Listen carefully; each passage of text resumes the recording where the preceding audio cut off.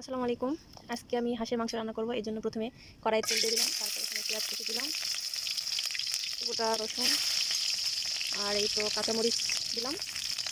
এখন আমি একটু নেড়ে চেড়ে নেব, পেঁয়াজটা তখন লাল হচ্ছে। তারপর এই তো এখানে দিয়ে দিলাম গরম মশলা, সাদা এলাচ, কালো এলাচ, কয়েকটি শাল।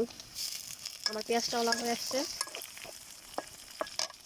তারপর এখানে একটুখানি গোটা জিরা দিয়ে দিলাম। এখন এখানে পরিমাণ মতো লবণ দিলাম, গুঁড়ো মরিচ দিলাম, তারপরে এই তো হলুদ দিলাম। এখন একটু পানি দিয়ে দিলাম, এই মশলাটা কষিয়ে নিব।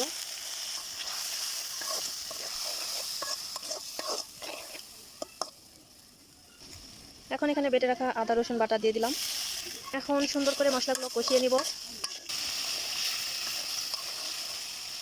আমার মশলাগুলো কষানো প্রায় শেষের দিকে। এখন আমি এখানে হাঁসের মাংস দিয়ে দিলাম। এখন নেড়ে চেড়ে নিতেছি।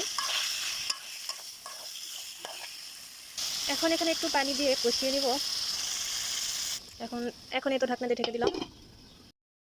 এই তো আমার মাংস কষানো প্রায় শেষের দিকে। এখন আমি এখানে একটু পানি দিয়ে দিব।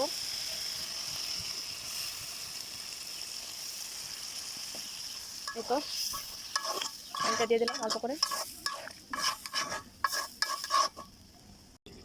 দেখা যাক আমার রান্নাটা কেমন হয়েছে।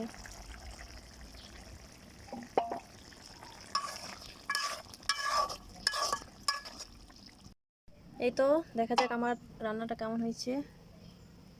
মাশাআল্লাহ, অনেক সুন্দর কালার এসেছে আর খেতেও অনেক ভালো লাগবে।